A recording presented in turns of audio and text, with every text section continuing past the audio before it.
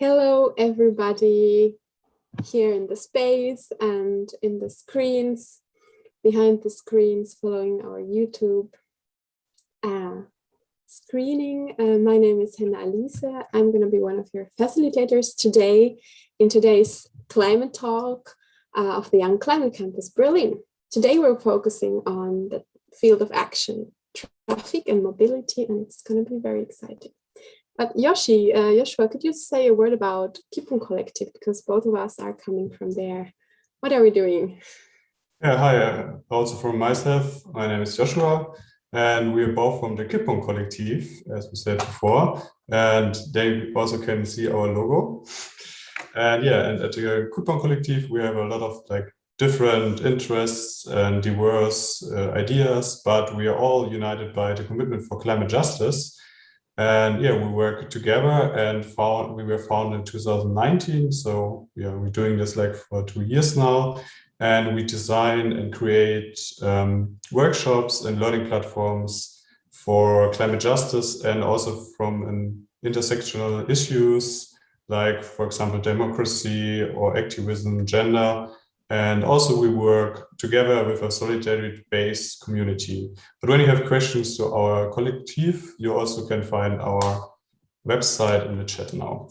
And also I like to introduce myself first. My name is Joshua, I am 25 years old. I am also part of the climate justice movement. I'm a wilderness trainer.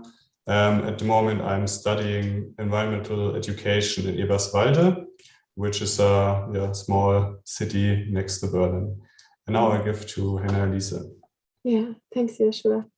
I'm a 29 years old person researching body-based resistance and nonviolence. I'm also active in the climate justice movement.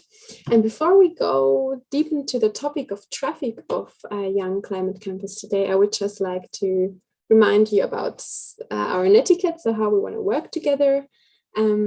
If you want to say something, if you want to raise your hand, you can do it like this, or for people who don't have cameras, just send an asterisk in the chat, like a small star sign in the chat. So then we will take you in and you will be able to ask your question. And we're also very much inviting you to use nonverbal language. So you can show a thumbs up or a down, or show also like this. If you say, yeah, I totally agree what you're saying, Henna Alice. If you say, oof, I don't know, you can also use these hand signs. And everybody also in the live stream, you are invited to post questions in the live stream chat of YouTube, and then we will later take the questions in.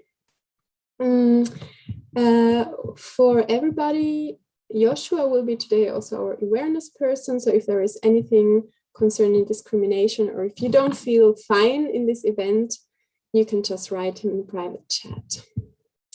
Right. Are we all fine with these rules? If you're fine, you can just show your thumbs up and we can begin. Cool. Martin, maybe you can use the reactions of the Zoom. Great.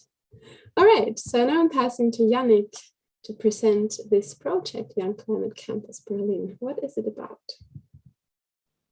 Thank you very much, Henna Alice, and a very warm welcome also from my side to all the participants and our speakers, of course, to today's event of the Young Climate Campus Berlin. My name is Yannick Petersen. I'm part of the YCCB team at Lab Concepts, which is the project management agency supporting the Berlin Senate Department for the Berlin Senate Department for Energy. I'm sorry, I got the name wrong. The Berlin Senate Department for the Environment, Transport and Climate Protection. Now I got it right. Yeah. I'm sorry, Ms. Konrad-Beck.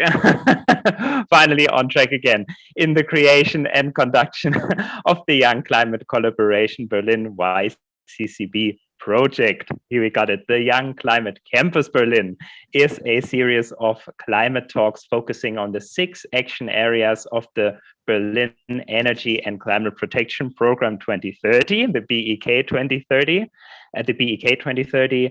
which is a very important milestone on Berlin's path to becoming a carbon neutral city by the year 2050. We've already had 3 climate talks, as you might know, on buildings and urban development, private household and consumption and energy, and today focusing on the 4th area of that program, which is called transport.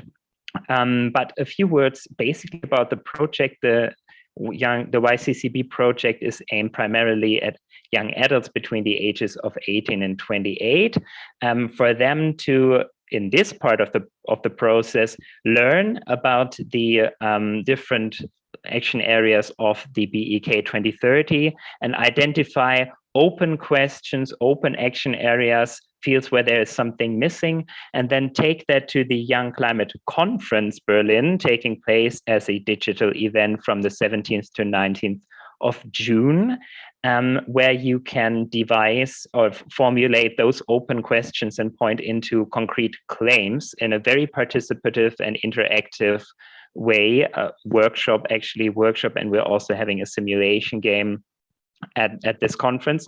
And those claims will then be handed over personally to the Berlin Senate Department, whose name I just pronounced correctly and not going to repeat. So you can see that this is a very, very exciting process. It's a very interactive process. So we really invite you to stay on, take what you get from here with you to the upcoming climate talks and to the conference itself, of course, to then work it into something tangible that we can present, that you can present, of course, to the Berlin Senate. And then just a few words again about also what we're doing. We also have an Instagram channel. Please find us at YCC Berlin, where young media agents are creating their own content management on the action areas that I just talked about. And then last but not least, while I'll be also, of course, taking a little bit part in the discussion, I'll be working in the background mostly because I will be filling our virtual whiteboard for this event called Miro, where I'll be collecting the inputs, of course, from the speakers and the discussions that they have with the moderation team, but of course also your questions and your aspects that you would like to bring in. And I hope that time will allow us a quick glimpse at that board at the end of this event. That's all I have to say for now. So I'm wishing everybody a very nice and successful event. Thank you for being here. Thank you once again to the speakers for being here, and looking forward. Thank you. Yeah, thank you very much. Before we start with a short introducing our experts and introducing what we're talking about, maybe we can start with a short energizer and to focus on what we're talking about, because we will talk a lot, maybe with 1 hour. So maybe we can start with a kind of stretching. You also welcome to do it how you like it. It depends, but just stretch yourself and go back. You also can, it's possible when you stand up, it's also fine. And maybe you can also do kind of a massage to your neck and to your head. And then we start more focused on this big topic.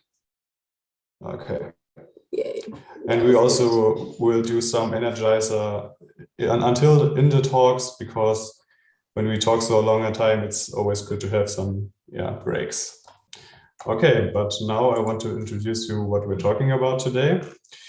In this climate talk, we want to take a closer look at transport and mobility. And in 2018, Berlin launched the Mobility Act, a law in Germany to boost climate-friendly mobility. And this law is some very, very new law, and like one of the first laws in Germany about these themes. But when we now still looking at the Berlin streets, everybody could think that the road belongs more to like mainly motorized vehicles like cars. And maybe just I like to ask which or who of you is like taking or going to work with bicycles. Maybe just raise your hands if you say you're going by work with bike. Oh, okay, that's interesting. And also what's very new at the moment is that the Federal Ministry of Transport and Digital Infrastructure, Mr. Scheuer, pitched a plan to transform Germany from a nation of cars to a nation of bicycle, which happened this week, which is kind of interesting, but we will have a closer look if it's like something he really wants to do or if it's just something else. And also, what do we need to transform Berlin to a safe city for cyclists and pedestrians, people, and how could an alternative use of the city road look like, and how could we get there? And that's like the main questions we want to talk about today. And also we will address like these questions, but also when you have questions, just let us know, write it in the chat or raise your hands. It would be very nice to hear your perspectives and like to reflect about this changing mobility in Berlin. And yeah, who belongs to the streets? And before we start, we want to introduce our experts first. And we start with Melanie Henneberger. Maybe you can raise your hand very shortly. Okay, there's Melanie. And she's in the Senate Department for Environment, Transport and Environmental Protection. And her focus is this law, Berlin Mobility Act, which is very interesting for our focus today. And also Melanie is a political scientist and studied in Potsdam, Versailles and Paris. And after her Franco-German parliamentary Schülerskip in French in the French National Assembly, she worked in the Federal Office of Bündnis 90 Die Grünen, which is the Green Party in Germany, in Claudia Roth's office in 2008. And after that, she also worked in the Green Parliamentary Group in the House of Representatives for 7 years, which is a really long time. So we have a big expert here. And since 2018, she has been the personal assistant to the State Secretary of Transport in the Berlin Senate Department of Environment, Transport and Climate Protection.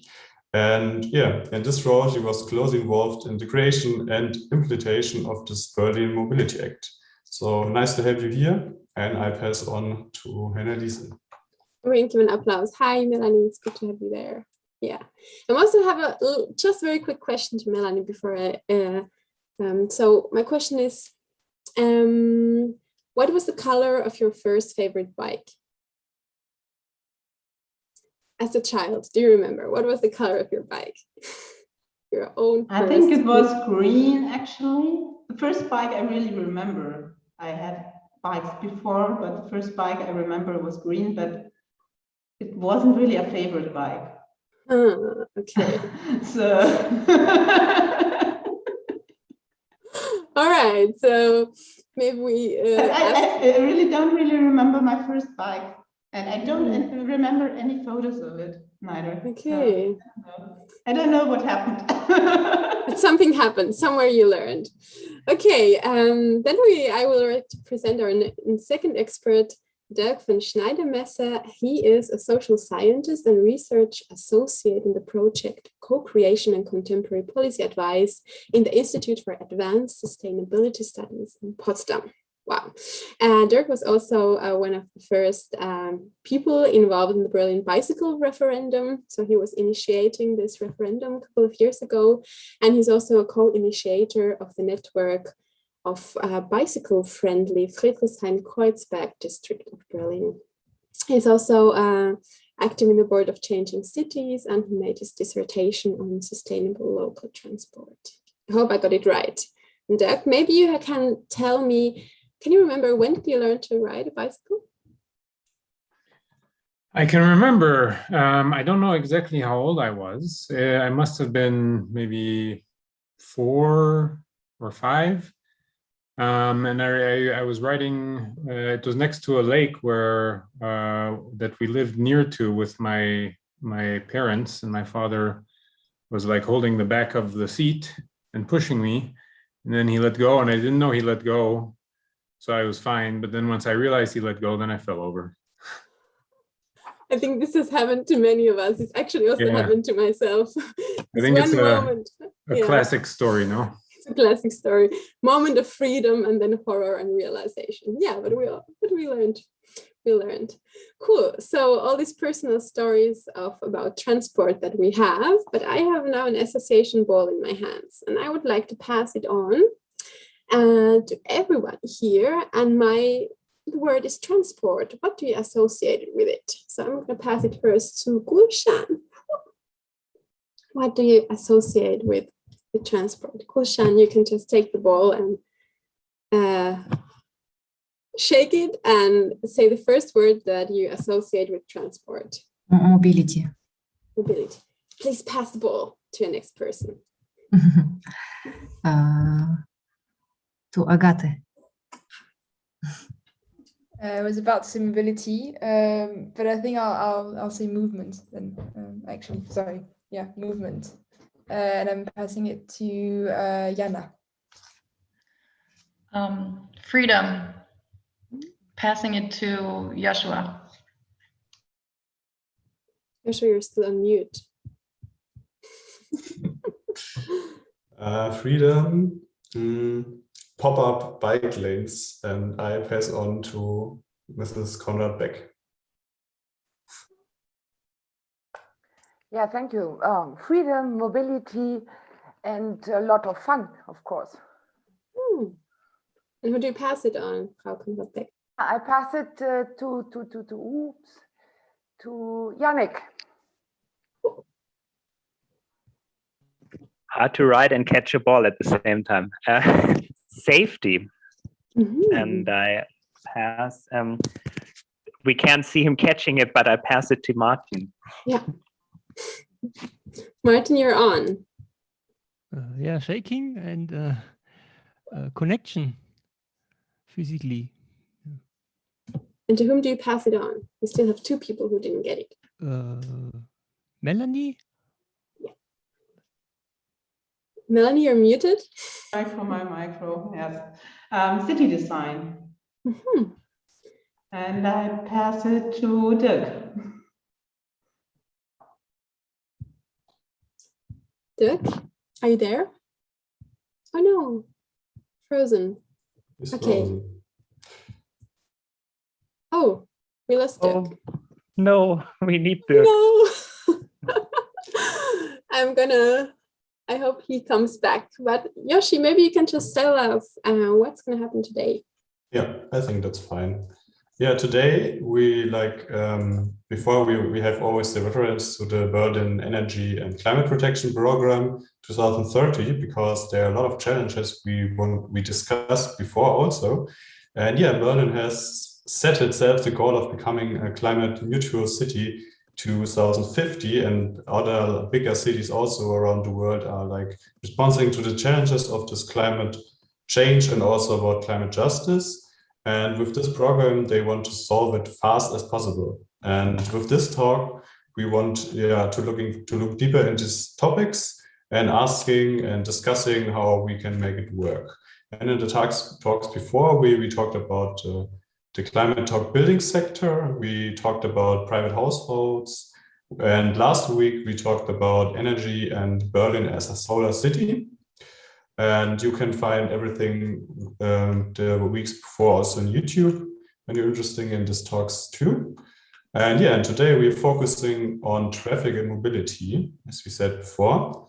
But yeah, we learned about a lot in the last talks, how we can get measures to emission reduction of the action areas of this Berlin Energy and Climate Protection Program 2030. And what the political administration can do and what we can do about our individual behavior and so on. And also today we want to take a focus on the mobility and transport sector, and also we all use this infrastructure at the moment, we're using the bus, we're using the tube, using our own car when we have a car, we're using the bike, and also other means of transport. And that's just a very big thing to transform our bigger cities into climate neutral cities, where we can just take this transformation of the transport sector and also about the mobility of ourselves. And yeah, we have a lot of questions for these two experts, and hopefully we get the second one back in a few seconds. But also maybe we can start with Melanie if you want, and then hopefully he's coming back. Yeah. So now let's start. And as always, when you have questions to the answers of the experts or to our questions, just write in the chat or raise your hands, because we want to have you in our talk. So I pass on to Hannelise. Thank you, Joshua. So now actually, Melanie, I have a question. Where do we actually stand regarding the implementation of the Berlin Mobility Act? What is already happening, what's been implemented, and what isn't? So maybe you can tell about that a little bit so we get a common basis on what we're working on. Actually, the Mobility Act is consisting of different parts. So we have 4 parts so far that are already voted and already into force.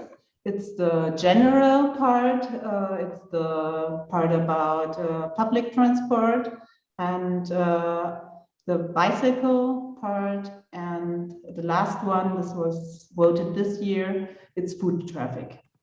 And at the moment there are 2 more parts. It's about commercial transport and about new mobility that are still discussed there at the moment in the parliament, and hopefully will be voted this summer, fingers crossed.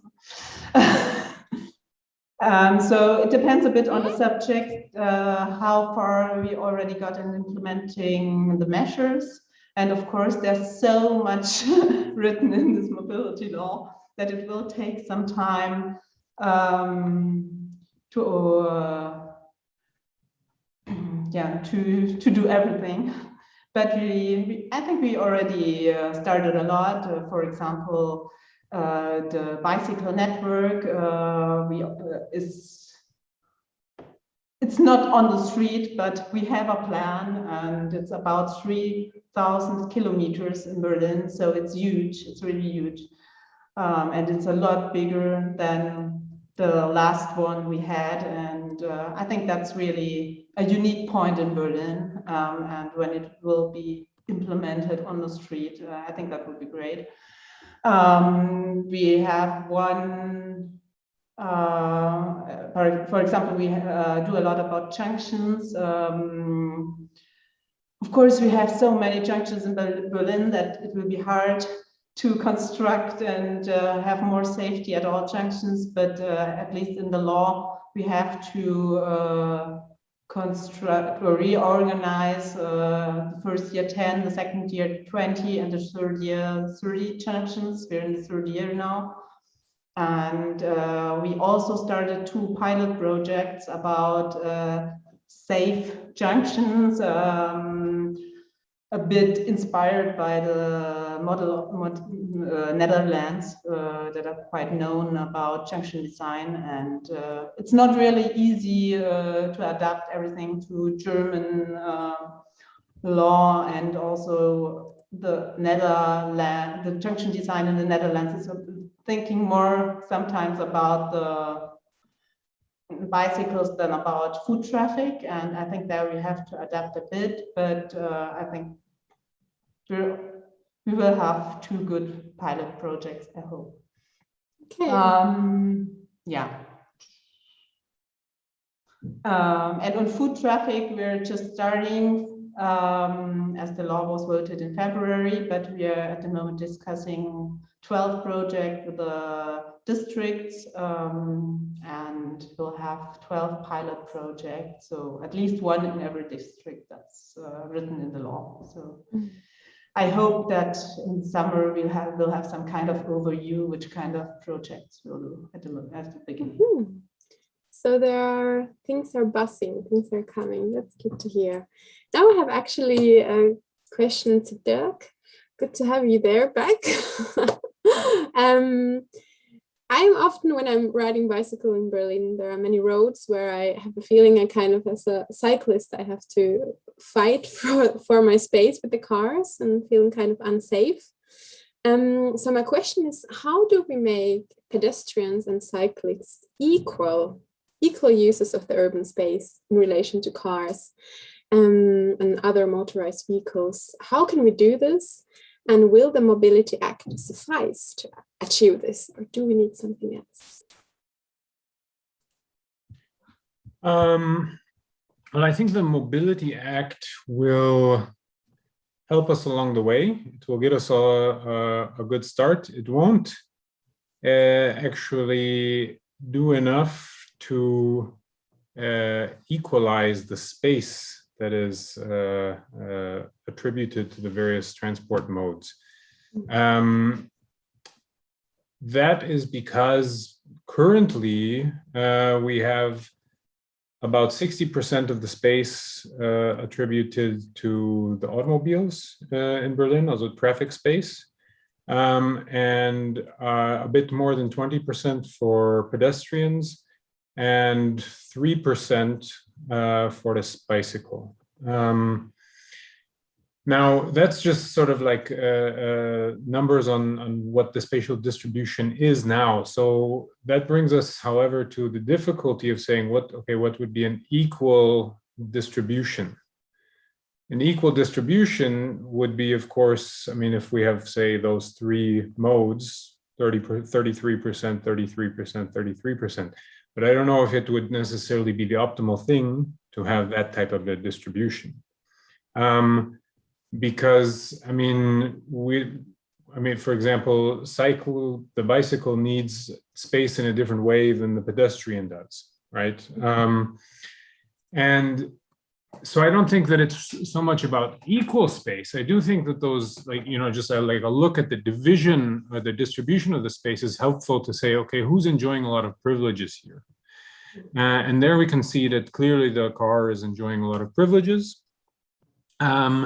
And we need to redistribute those privileges so that people like you feel safe and don't feel like you have to fight for your space. So we've decided, and that's really like the key statement of the mobility law, right? The political actors have decided that pedestrians, bicycles, and transit riders need to be prioritized. So we want them to get more privileges, right?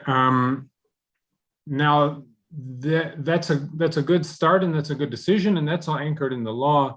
But I think what we need to actually achieve the redistribution of these privileges and to achieve a city with sustainable transport is to, in a big way, cut back the privileges of the automobile. We've been building a city for the past 60 or 70 or probably more years that has been actively giving city space and also legal privileges and other types of privileges in terms of resources to the automobile. And so the scales are tipped in such a huge way for the automobile that, like, you know, it's going to be a lot of hard work and drastic changes if we want to start talking about equality in terms of, like, I like to think more equality in access rather than, for example, equality in space, because I think mobility is more about making sure that people have access to move where they need to move, or to have, you know, like, things come to them, or to take advantage of the movement of people, but also goods and thoughts and ideas. So being able to access all of these things that you need to be able to access to live a healthy life. And that doesn't necessarily always mean that you have to go far, right? Ideally, it should not mean that you go far, right? Okay, thank you. Thanks a lot for this answer. And also nice to have you here. Maybe also for the people who joined us here in the meeting, you can also start with questions in the chat. Just let us know. But I want to go on and want to ask maybe both of you.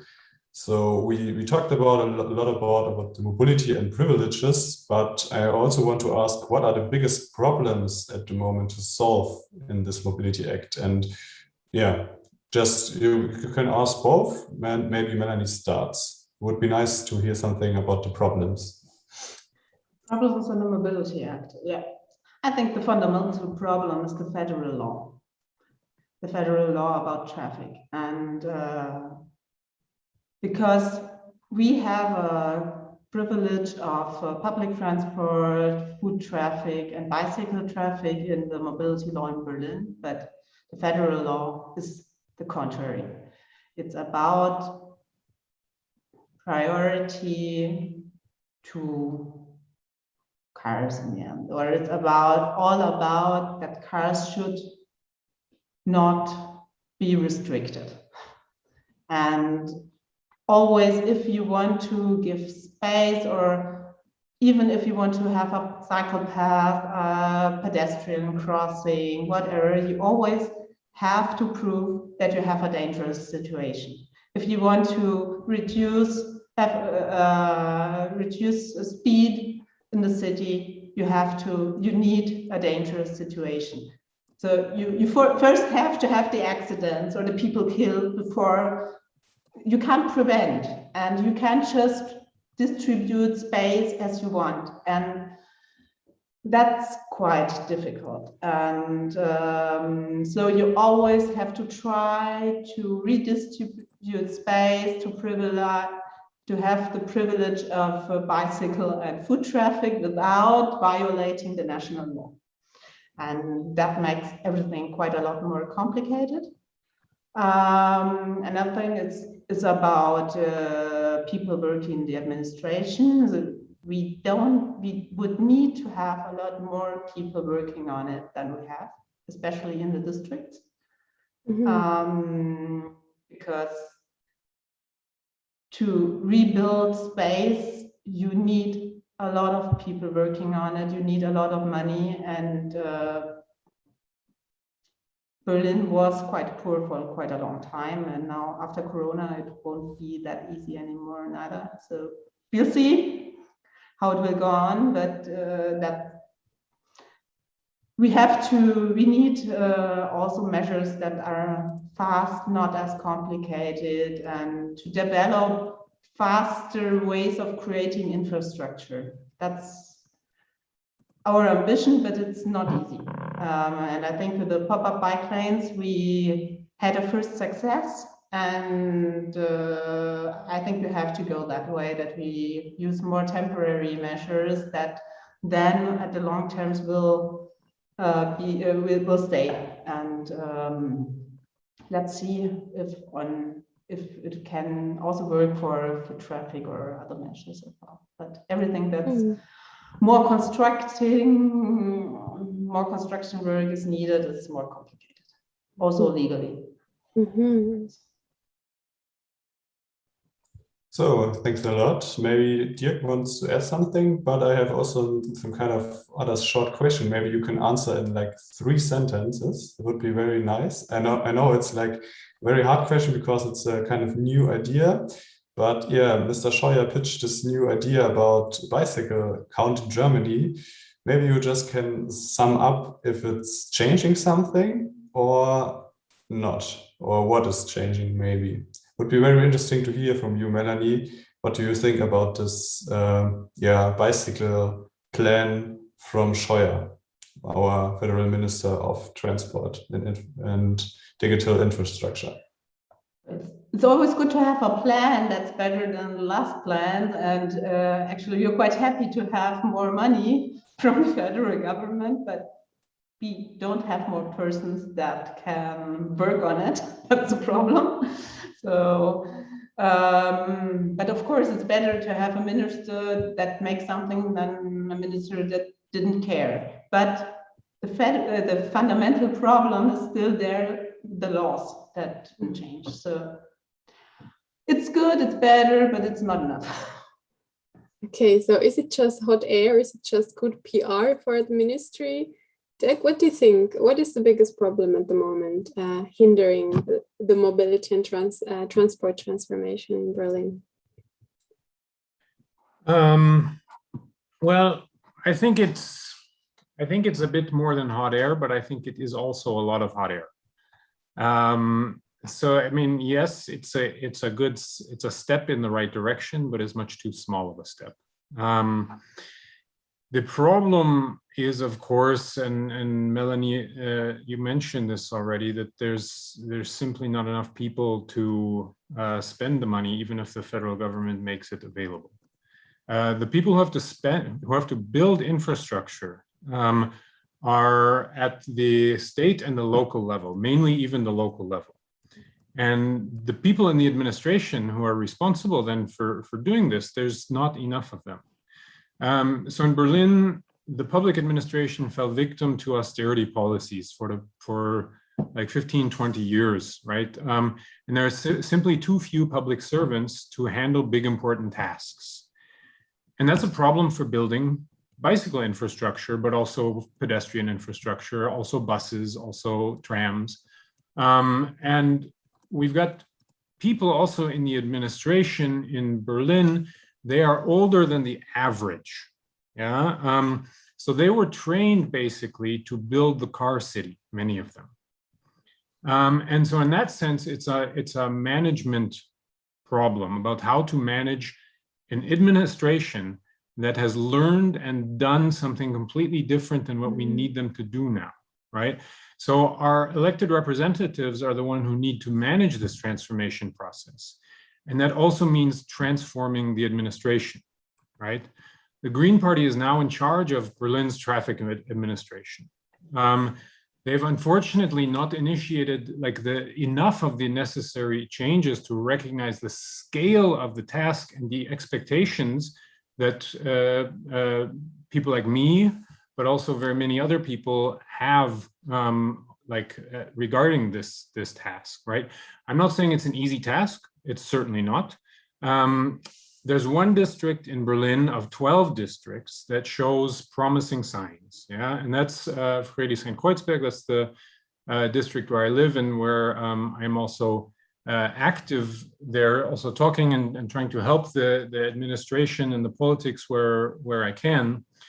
That's where the pop-up bike lanes came. That's where we were also as civil society and as scientists involved in helping to make these prototypes for the pop-up bike lanes, the temporary play streets, so on and so forth. And I think that that's a good sign, but we also have to remember that's 1 in 12, yeah?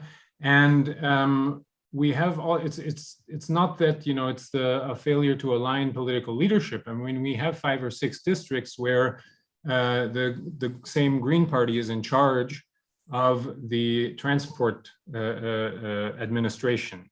So both at the state and at the district level. But we still only have really 1 district of 12 that's, you know, showing really taking the steps in on the scale that they need to be taken. So if Mr. Scheuer says, hey, you know, we've done our job, we've made a bunch of money available, a lot of that money is oftentimes just available for projects, for building infrastructure, but it's not available for employing the people who need to be the one to get on the phone and say, hey, I need that money, right? Which is a very complicated process. And so that's great if we've put a bunch of money available for this, but you know, then we can walk away and rest assured that, you know, most of that money will come back to us at the end of the year, because there's simply not the personnel that can do something and actually change the city with that money. That's really interesting what you're saying about how the structures of the city administration are the ones who are hindering the progress. Very interesting. I would also now here invite and open the space also for our participants here. So feel free to raise your hand physically or in chat, and we will get your questions in, so we can feel free to ask exciting, difficult questions from our experts. But before that, so you can start already thinking about the questions. You can put the question, your star in the chat. But while I'm waiting for your questions, I would like to ask Melanie, maybe also from Dirk, about the pop-up cycle lanes. So we've understood that it was kind of a big struggle to defend the pop-up cycle paths in Berlin in the beginning of the pandemic, but there were people in the administration who were also pushing for it, although there was resistance. So my question is, how does it look like? Are we expecting more pop-up cycleways paths in Berlin now in the short distance of time? And how could the pop-up cycleways be a way to support the transformation of the transport that we are wishing for? Could there be a way to kind of from the side push for this transport transformation? Melanie, maybe you can help us to understand what's been happening in the background. Yeah, that's exactly what I talked about, the federal laws that are making more complicated to build infrastructure. And it was exactly about that. We had to prove that the infrastructure, the pop-up infrastructure is needed for protecting cyclists, that it was a dangerous situation on the street. And at the beginning, the explanation that we made was not enough, but we fortunately in the end had enough numbers to prove that the big streets are dangerous enough. So we won the process. And so we're at the moment talking with some districts about creating more pop-up bike lanes. So soon I hope there will be some more. And now they're converted in real bicycle infrastructure, as you perhaps already heard. The first ones are converted in real infrastructure, and that's a real progress, because that means that there is a way on some streets. It depends on if they're really complicated or less complicated, but there are streets where you can build real infrastructure in, let's say, 1 year or less, and that's really new. Thanks a lot. And we have the first question from Yannick, when I'm right. You're raising your hand. Yeah, thank you. Just a quick follow-up question to that. You talked about the numbers that you had to show in order to let this concept go through. Are we talking about traffic accidents, actually? Number of people injured, or? Not only, it was also enough to show the numbers of car traffic and cyclists and show that it is dangerous to bike on the street. It was not only about traffic accidents, fortunately. But it was not that the pandemic itself was not part of that argumentation process, right?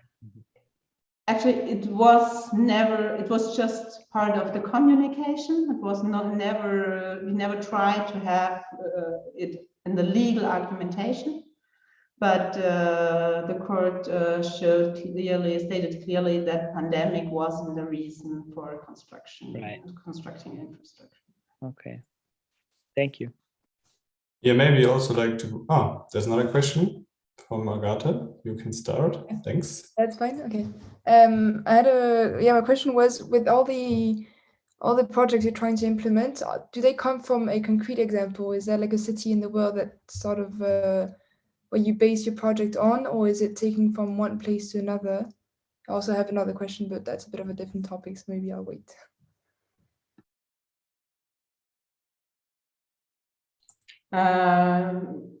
In the example of the pop-up bike lanes, or in general?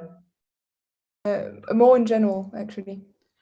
Well, the pop-up bike lanes, I don't really remember who were the first pop-up bike lanes, but it was the first in Germany, but it was not the first worldwide. I think it was Bogota. And so we were inspired by other projects as well. For example, the Kiez blocks that are discussed at the moment come from the super blocks in Barcelona. And of course, there are a lot of initiatives that are looking around the world and inspired by new initiatives for sustainable transport. And so the discussion is I think it's quite an international discussion, because in all metropolis and in the whole world, people are thinking about sustainable transport, about a more livable city. And so we're in the administration, but also around, are inspired by a lot of projects in other cities. Okay, thanks a lot. And there are a lot of new questions popping in, but maybe we start also with Jana, because I think that's a question maybe fitting into this one, because you raised your hand like very quickly after this answer, and then we pass on to Konrad Beck and Gülcan. It's actually a follow-up question for something earlier, so I can also wait. Or, yeah, concerning the spatial distribution and 60% being taken up by cars. Realistically, cars won't disappear from our streets very soon on a broader scale, and some laws provide Berlin with a legal framework to and privileges for car sharing as an alternative to this current paradigm of privately owned cars. So that brings space for other modalities. What's your view on such a law, like the car sharing law from 2017, and maybe from Melanie? Can you already see its effects, and is it useful in your eyes in alleviating spatial problems?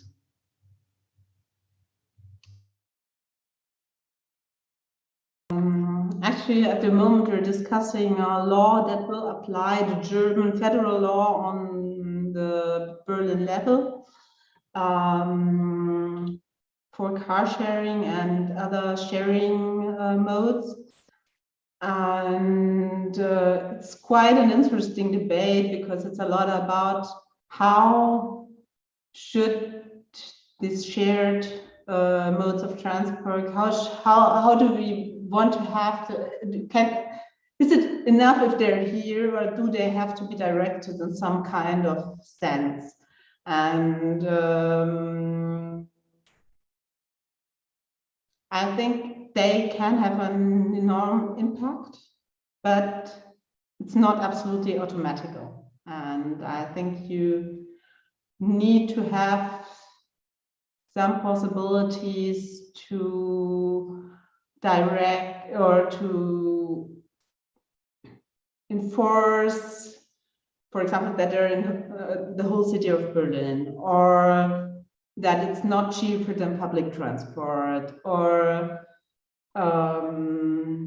that it's more ecological vehicles and less big and consuming vehicles, etc. On the other side, of course, we don't want to kill that market.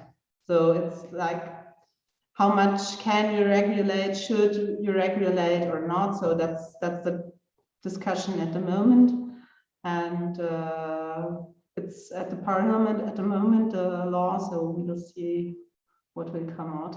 But I think it's quite interesting as well for the, I don't know, the small e-scooters. How do you say in English? That shouldn't be on the sidewalk where everyone wants to walk, and for handicapped persons, it's a real problem, and they're just standing around everywhere, etc. So. Yeah, Dirk, would you also like to say something about this equal sharing of space in terms of commercial businesses who are also taking the space also now for car sharing, scooter sharing, bike sharing also, and then the role of public transport? Like, how do you see these two things balance, interact, or maybe hinder some processes? Yeah, sure. So we just got a storm, so the windows are very loud with rain. I hope you can still hear me here in Potsdam anyway. I think that sharing concepts are certainly important and certainly part of the solution. However, I do not think that we should focus so much on and put so many hopes in things like, you know, oh, if we just have enough car sharing, then we'll like solve all the problems, etc. The problem is cars. Yeah, we have too many of them. We have our city that is made to accept them too much. Wow, now we hear them. Is it hagel? It's I think it must be a bit, yeah. Can you still hear me though? Yeah, if you just speak a little bit louder, then we will hear you. Maybe use your body language. Okay. So I think that you know, like it's very attractive to look at these things and to say like, oh look, you know, like car sharing means that we can kind of like just change a bit what we're doing and still continue down the path of like a bad paradigm, right? And when, for example, Jana, you asked the question, you're like, well, cars aren't going to go away so soon. Why not? Right? I mean, I think that it's our obligation to figure out a way to make that happen, right? We can, like, I would like to emphasize that all of these things are things that we decide, right? We decide whether we need cars and how many of them we want to allow in a city.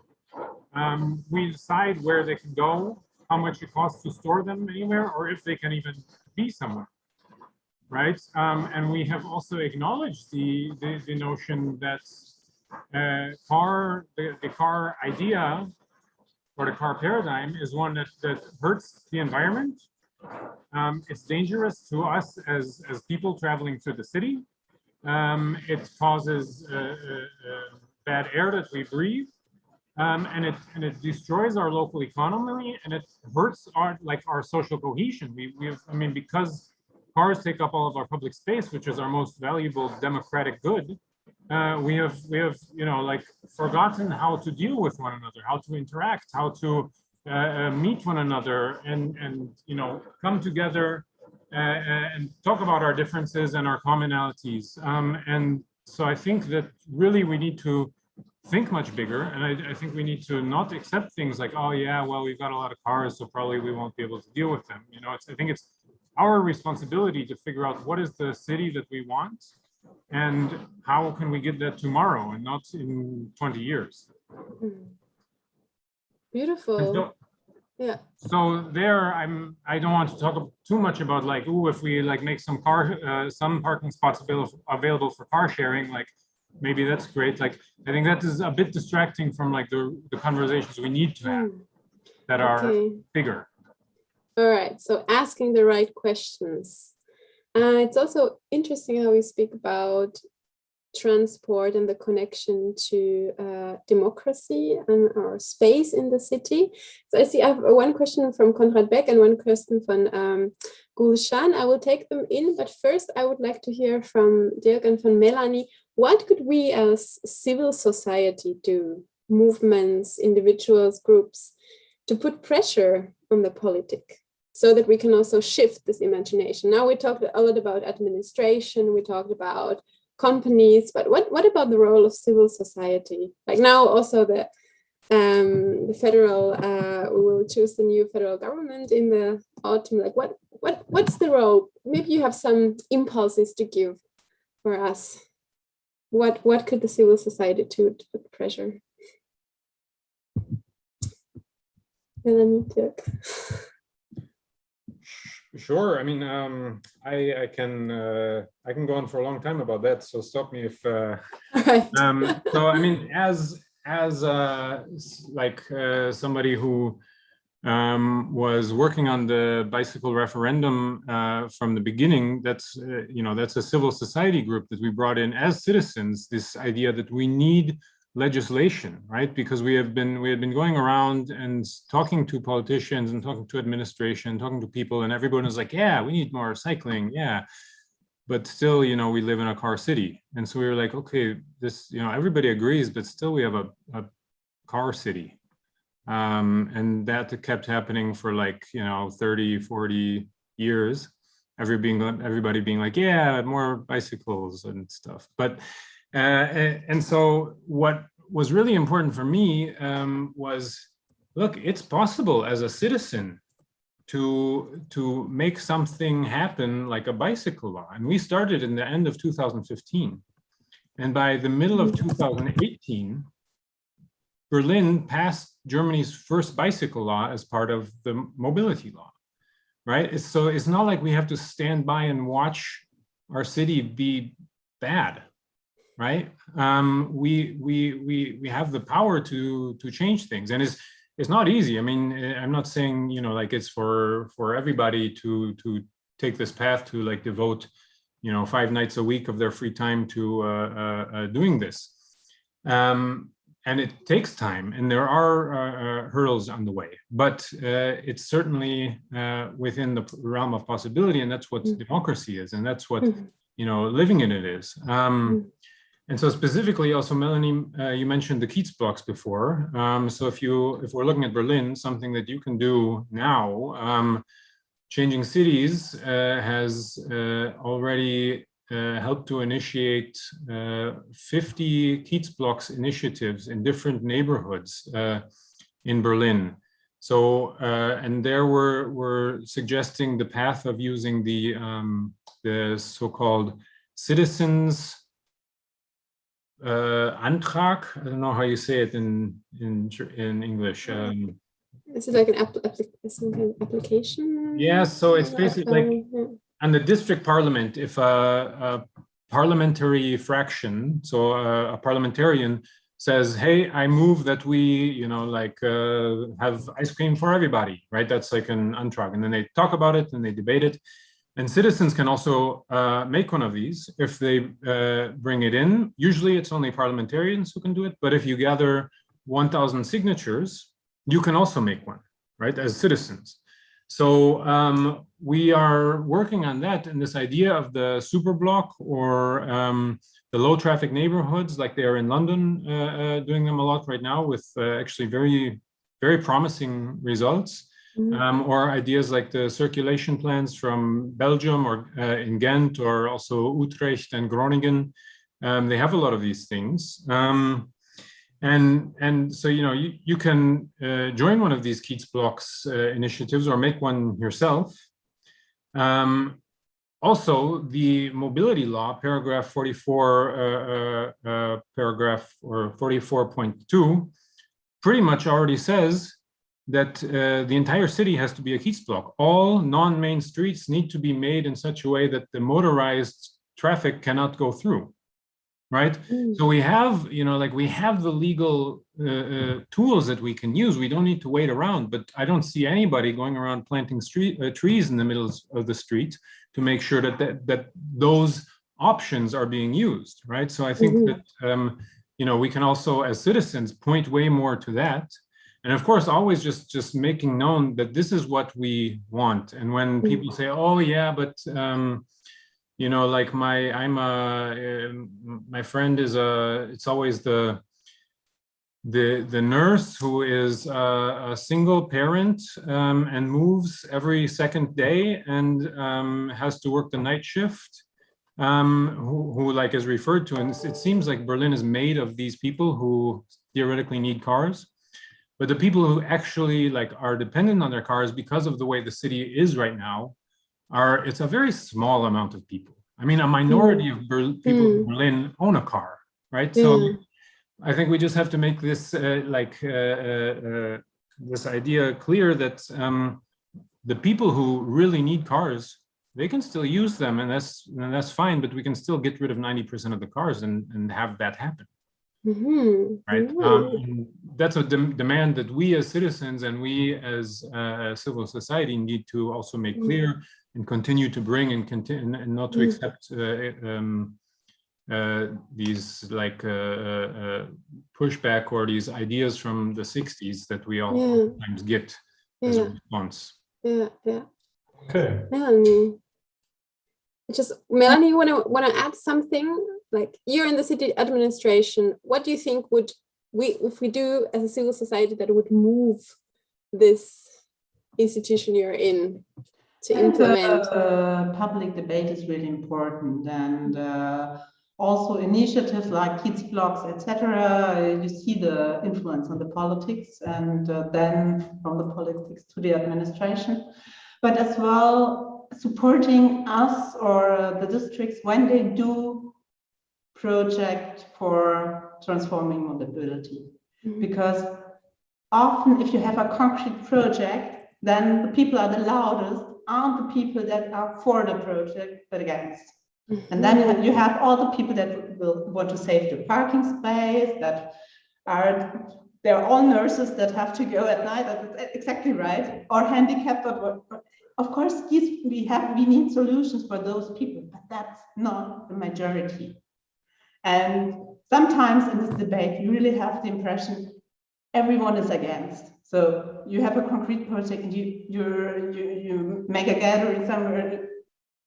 you're presenting the project and you only have the people there that are against. And then as politicians to say we continue developing the project, it's really, really difficult. We had, for example, the project Karl Marx Allee, that we changed to have green in the middle instead of parking space.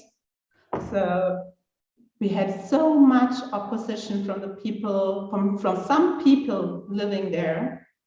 At the end, we were lucky that there were also some people from Changing Cities, etc., that were taking part.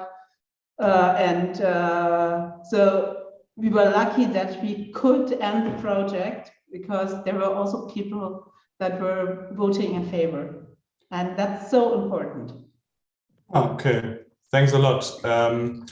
As when I'm right, by listening the birds outside, also the bad weather is coming to us. And yeah, before we go on with the other questions in the chat, thanks a lot for answering and also getting more and more new questions out of the chat. Is very nice. We will do it very, very smart. We will do something else to get more focus on the last 20 minutes. So please, that maybe for 1 minute, just don't look at your screen. So just look somewhere else. And maybe when you have a window next to you, maybe just, we talked about trees. So maybe you can summarize how much trees are out of your window. It would be very interesting. Cool. So now we count the trees and then we come back. Count the trees and come back. That would be nice. Okay, maybe we 1 take minute. 15. I think maybe we take 15 seconds for that. 15 seconds. Okay, Yeah. very fast. Yeah.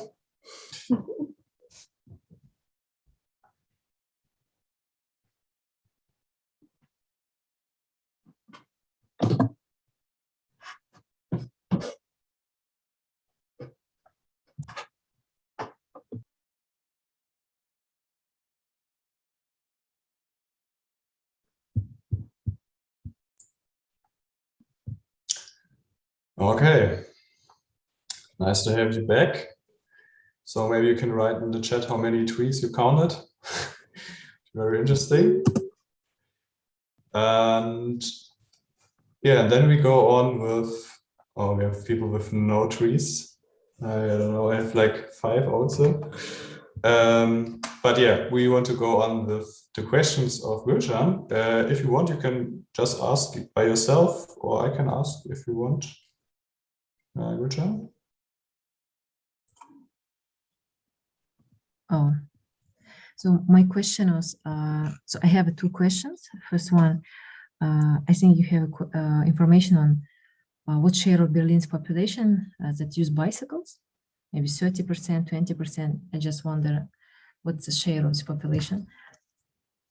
And has COVID influenced to the usage of bicycles? I think that it's influenced to the usage of public transport.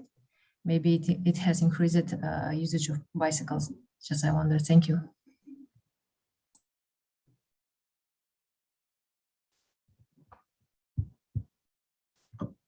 Melanie or Dia, just raise your hand. Or should I answer directly or? Okay. Actually, the use of bicycle increased quite a lot last years. We had numbers from 2013 about the number of or the percentage of trips done by bicycle and the percentage by other modes of transport, and it was 13% in 2013, and now we're at 18%. It's the number of last year. And in the last mobility plan of the city, we have a goal of 23% in 2030 and 82% for the whole, how do you say, public transport, bicycle, and foot traffic together. Is there a word in English? I don't know. In German, it's Umweltverbund. So that's quite ambitious because it will mean only 18% of car traffic. And that's quite ambitious. It's still at 25, I think. I hope I didn't bikes you like to drive. And public transport is about the same as it was. And we hope that, and the goal is that public transport won't be less important, but will stay as important as it is, and bike will get more important. And so that it's really motor traffic that will be reduced, because it's easier to have more bicycles and less public transport than have same amount of public transport and more bicycles. That's an interesting perspective. Mrs. Conrad Beck, you also had a question. Please just ask it also in the space so people in our live stream can also hear it. Yes, of course. Thank you very much. I think it's also interesting to know a little bit more about the timeline. The timeline, for example, in the construction of the bicycle routes we have here in Berlin, in, for example, the high-speed routes, cycle routes, they are planned now. Can you give us, Melanie, a little bit timeline? What can we expect in the next 10 years, for example?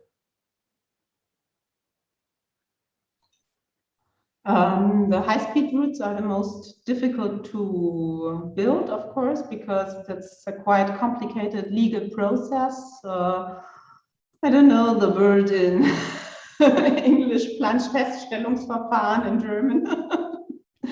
So it's a really very complicated process where you have to see who is concerned and how do you weigh the different concerns and to get in the end the solution. And that takes several years, and I think at the moment we're hoping to start building in 24. But normal cycle routes are more easier, especially, for example, cycling streets, etc. The whole bicycle network has to be built in 2030. That was the compromise in the law. We'll see if we get enough employees and enough money. It's really, really, really ambitious, and it was a compromise. So, but we wanted 2025. Yes, exactly. The referendum wanted 2025. Our administration didn't want to give a number a year. I think we wanted 35 or 40, something like that, and in the end it was 30. So we'll see. But we didn't know at that time that it will be a bike network of 3,000 kilometers. We were like talking about half of it. Okay. Oh, we have another question from Mrs. Conrad Beck. So we have to communicate. I think that we have, we need to look forward and have a long breath, because there are a lot of people are saying, oh, we are not having any from these high-speed cycle routes in 2050. Therefore, I think it's necessary to give the people communications, telling them that's a lot to do and that's not easy, but that perhaps we can have them in 20 or 25 years. Interesting. We still have from us two questions to you, and the one is, now we're talking about cars, bikes, pedestrians, but what about all these transport and trucks, delivery service, delivering food, goods to the city? Question for both of you: what will replace trucks and big LKWs, big lorries in the city in the long term, and how could a delivery traffic look like in a car-free Berlin? I think even the referendum, Berlin car-free, didn't talk about a really car-free delivery. But I think on the last mile, you can do a lot. And you can do a lot with bikes. If you have places where you change from the big cars from the commercial transport to the bikes, to the cargo bikes. And you're getting bigger and bigger and cargo bikes that can transport a lot. And I think that's a big advantage, but because they're so much adapted to the city. And I think already the companies are getting more and more interested in other modes of transport. And they know themselves that the delivery is getting a problem. And if there's less space, they need to find other solutions still more than they need now. And I think we have to think about, when we are constructing cycle lanes, we have to think about delivery, of course, and we have to find solutions. But on the other hand, it's also the companies that have to find solutions, that have to work together, that have to use cargo bikes. Thank you. Yeah, we have like 15 minutes left, but yeah, now we're getting to like kind of controversial question, which is like coming directly from the climate justice movement of Berlin, or yeah, in Germany as well.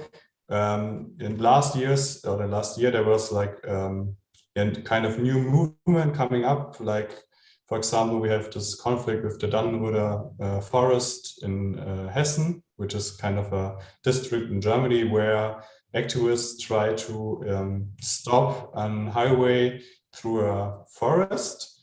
And now we have something also in Berlin, which is kind of controversial, because we talked about the tangents in the beginning, and we have this southeast tangent, which is now being planned, and this street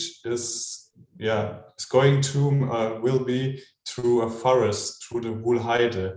And now there's a lot of protests is like going on about these plans. And I would like to ask, out of the perspective of the climate justice movement in Berlin, how this project fits together with this kind of climate neutral city, how it fits together with like cutting a forest down and saying we want to be climate neutral.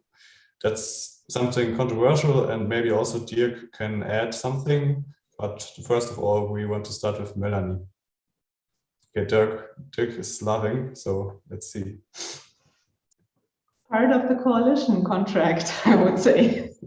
It was never a real green project, but it was accepted in a coalition contract.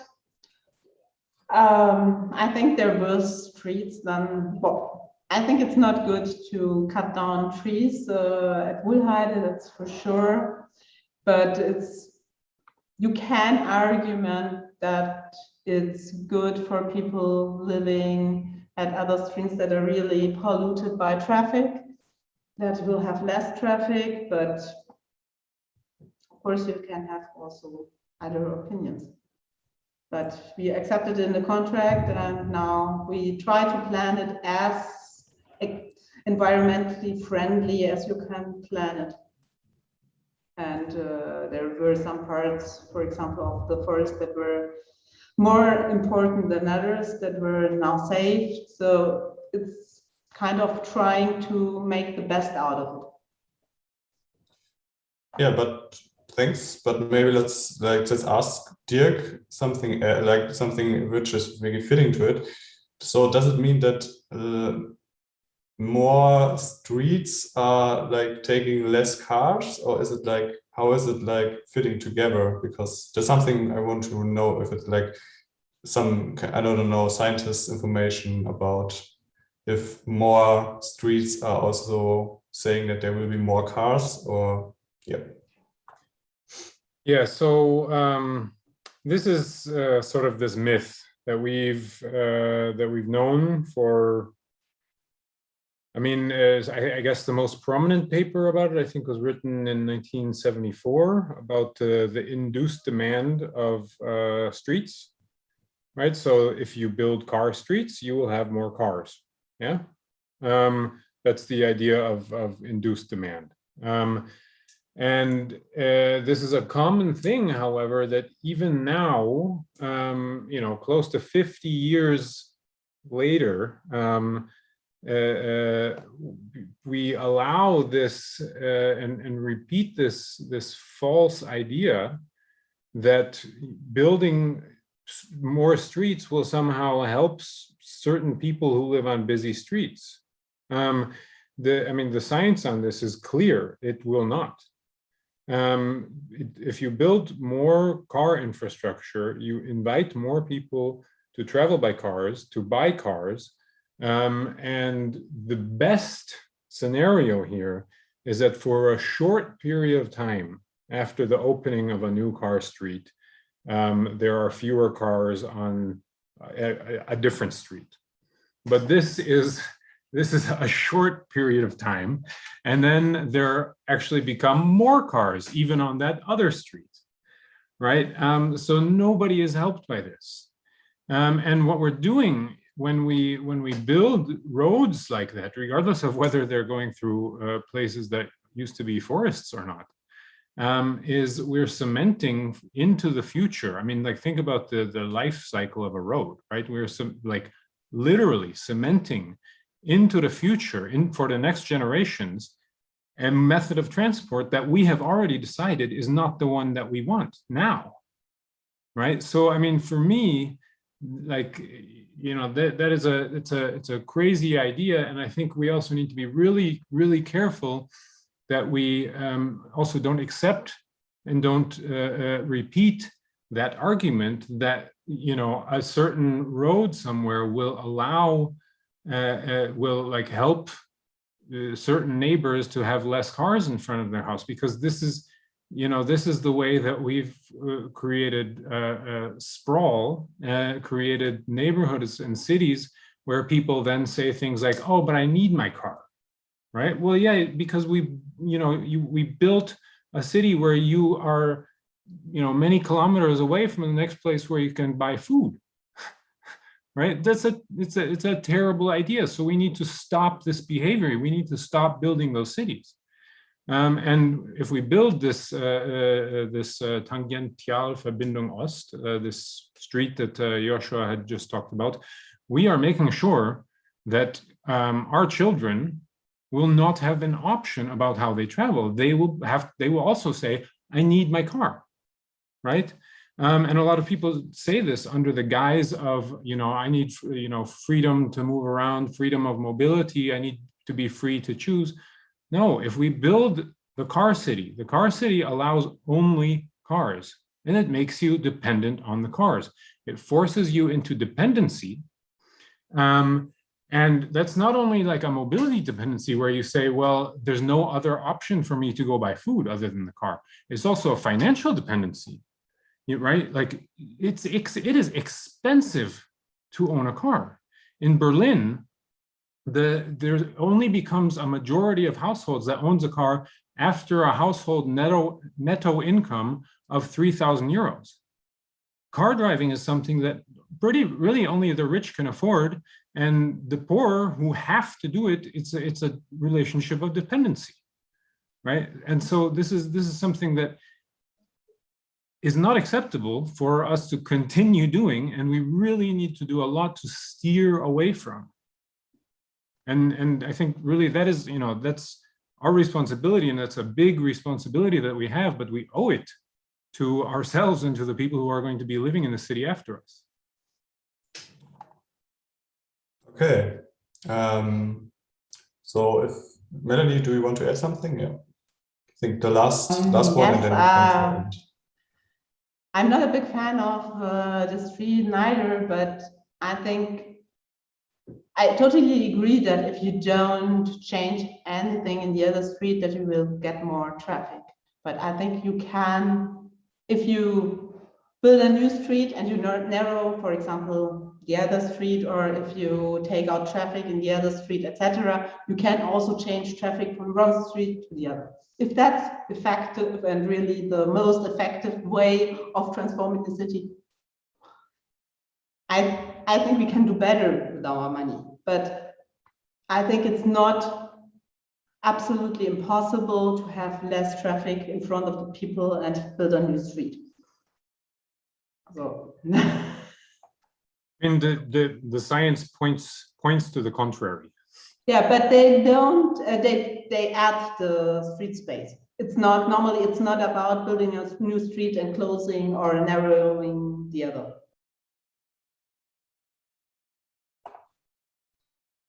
Okay, so maybe we have to come to an end because time is running, but I want to close with some kind of a vision. So maybe everybody who's now also in our live stream, or maybe here, you just grab a pen.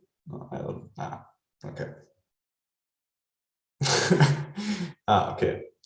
And a white and something you can like just write something down or paint something.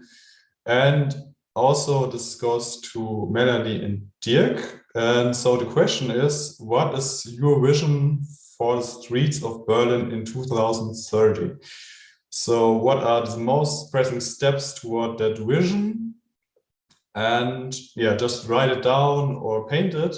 And also some kind of question or something to do for Dirk and Melanie.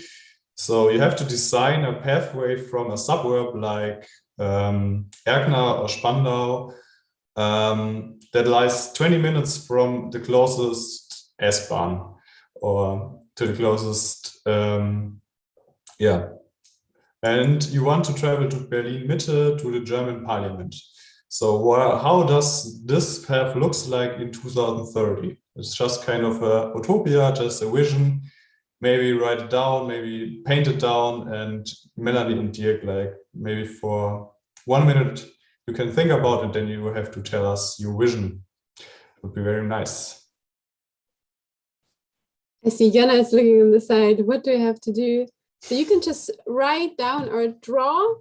We invite you to draw something that you associate with your vision of transformation in the transport of Berlin. And Melanie and Dirk have a little bit more complex task, but everybody else can write or draw something about how do you imagine the transport to be in the future. And just for you to know, Yannick has been in the background doing our documentation, so soon he will also show it. But now, take some more seconds, and soon we will make a little circle. Yeah.